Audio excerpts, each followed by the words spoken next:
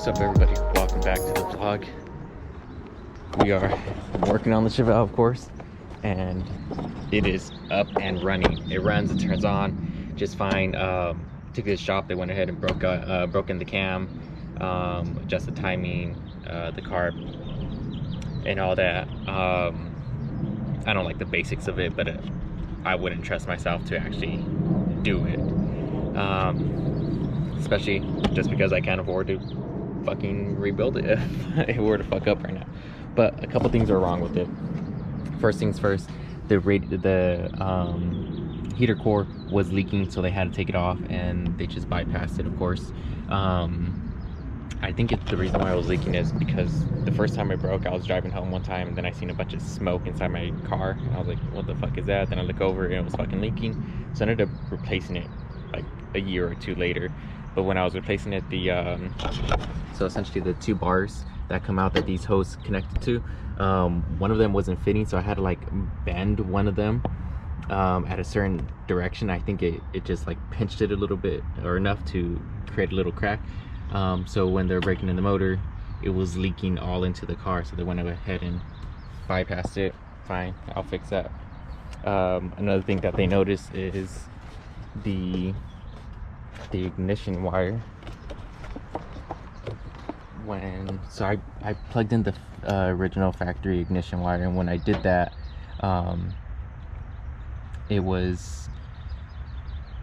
it sounded like it was running on 4 cylinders. It didn't work. So what I'm gonna do is connect that black wire over there that I currently have connected to the coil. I don't know if you guys see it, and then just route that to the fuse box on the ignition side, so that will solve that issue. Another thing that we noticed is that this wire, the MSD wire we had, did not fit. So we kind of have like this one just rigged on there a little bit, so it does not fit. So I might adjust the wires, so like a little bit of one of the longer ones comes this way, and then the short one could just be sticking out somewhere. I don't have a problem with that. It's just gonna look weird because when I put on this cover, you're not gonna see these guys sticking out just like that. So that's the second thing. The third thing is when we turn on the car, the fans, only one side work. So I have my little thermostat adjuster right here, and then I have all the wiring for the fans inside there. I was playing around with it right now, and one thing that I did notice, let's see if I can get it from right here, is here's the driver's side fan right here, and it's relay, and I'm not sure what this is called, but it's relay and this thing that gets the power from the battery. And here's the passenger side one. So there's 2 wires coming out of this on this side. Let's see if I can show you guys. 2 wires. So here's one and here's the other one. So what I did was there's 2 wires coming out of this guy. So this one was female, this one was male. So I was like, let me plug them both in, and hopefully that should work.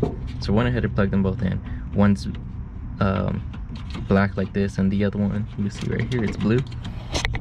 That wasn't getting it was causing it not to work. So I thought to myself, I was like, well, where is it getting power? I thought it was this guy right here, because this one connects to the battery, but at the same time that's just power, that's not the actual switch.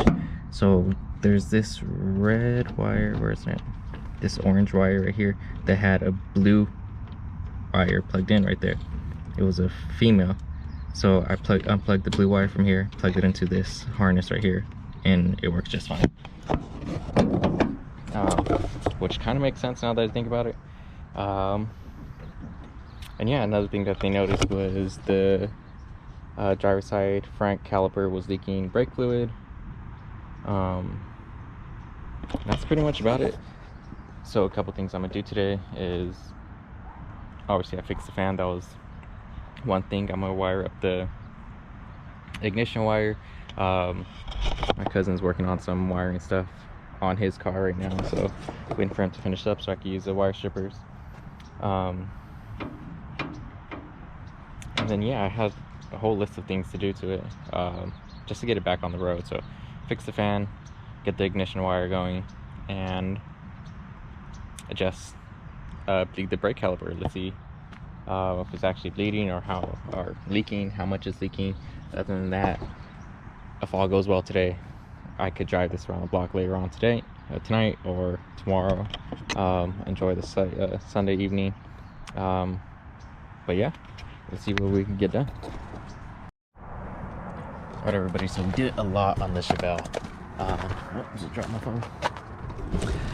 But I figured out why the brakes was leaking. I thought this wasn't tight enough, but it's because it was leaking right where this line meets this metal part. The brake line meets this metal part. That's where it's leaking from. And anyways, yeah, which is causing a big leak over here. And not only that, but the proportional valve is actually leaking. So because of all that, I ended up throwing on the old hose, but still don't want that, so I'm currently in the process of getting me one of these. I called OPGI, let them know they want photos and whatnot, really making it a pain in the ass to fucking just exchange these. But yeah, so I went ahead and did that, and while I was doing that, I was like, if this isn't gonna fucking work, I'm just gonna bite the bullet and get new brakes. Just because I've been wanting Willwood brakes, but I haven't really done anything to actually go get them, so got that done. Ordered those, and I was like, you know what, fuck it, I just want to go in there one more time. I don't want to be constantly taking shit apart. So I bought Willwood brakes, I bought Q&A upper and lower control arms, and Willwood drop spindle, so I could just go in there one more time and not fuck with anything. So I'm gonna go ahead and do that. I did get the upper and lower control arms. I'll see if I'll go add them to this video. And then I got the Pro Touring versions, and for the Willwood brakes, I ended up going with 4-piston 11-inch rotors. I want to go with the 6-piston ones, 12-inch rotors, but the thing is, they won't fit behind my rallies. I do want to get larger wheels for the rallies, either 18s or 20s, but probably 20s. And I know it looks funny having small brakes and larger wheels, but the thing is, I also really like the way this car looks on rallies, and lowered the way it is. So decided to, weigh out my options. I went with the Willwood, the 4-caliper 11-inch rotor. So still waiting for those to come in. That could take a while. Order new brake lines, the ones that go from very back to the proportional valve. It's kind of stripped, so I was fucking with it. I was like, I'm just gonna redo all the shit and then get it over with. I also ordered a whole new brake hardware kit for the back. I didn't want to put disc brakes on it, just because I do end up I want to buy a rear end soon, and just order it all together. And I don't want to have to pay for something I'm not going to use for long, because when I order the other rear end, I want it to come as a complete kit. So yeah, that's where we're at right now. I sent OPGI a photo of that line right there. We did a lot. We got a lot done. So today, what I'm gonna try to do, I also ordered the torsion bars for the truck to finally hold that bitch open. I'm gonna see if I can install those right now, and yeah, probably not bleed, but drain the brake fluid. That way, when the brakes do come in, I'll be able to get that process done a lot faster. So let's go get the torsion bars, try to put them on. I heard they're a bitch to put on. I've taken them off. They're fairly easy with the big pry bar. I never put them on though. So let's see if that works.